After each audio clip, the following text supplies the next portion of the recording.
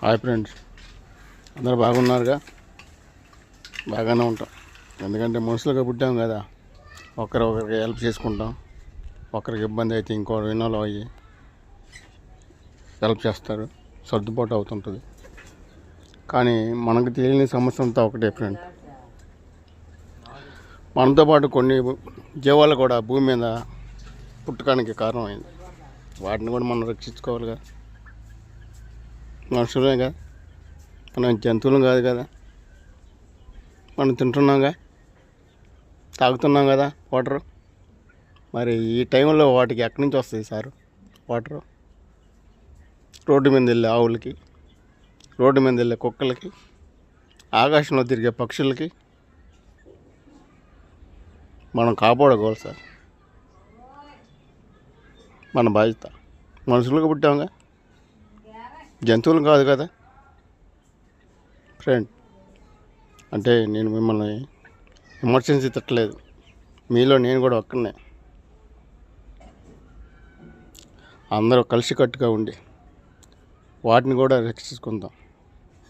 మనం చేయాల్సిన పని 4 గింజలు, రాగులు కానీ జొన్నలు కానీ, ఇంటి ముందు ఇసుకలు ఉంటాయి కదా, పావురాలు, గువ్వలు, గోరింకలు, రామచిలకలు. నీళ్ళు ఎక్కడ దొరుకుతాయి? మొన్నటి దాకా వర్షం, గుంటలు, చెరువులు, కాలువలు, ఎక్కడ చూసిన నీళ్ళు. ఇప్పుడు డ్రాప్, నో వన్ డ్రాప్, నీళ్ళు లేదు, జీరో. ఏముంది సార్? 4 జగ్గులు నీళ్ళు పోసి మన చెట్టు కింద పెడతాం, వరండాలు, హ్యాపీగా తాగలుగుతుంది. ఇంటి బయట, గేటు బయట 4 బకెట్లో నీళ్ళు పోద్దాం, కమ్మగా రోడ్డు మీద వెళ్ళే వచ్చే ఆవులు, జీవులు మొత్తం తాగలుగుతుంది సార్. కాపాడుకోవాలిగా, మనుషులమేగా ఫ్రెండ్. మనిషి పుట్టిన తర్వాత మనం ఎలాగైతే భూమి మీద బతుకుతున్నామో, మనతో పాటు పుట్టిన జీవులను కూడా మనం బతికిచ్చే ఆలోచన అందరికి గుర్తు చేస్తున్నా సార్. మనుషులమేగా ఉంటా సార్.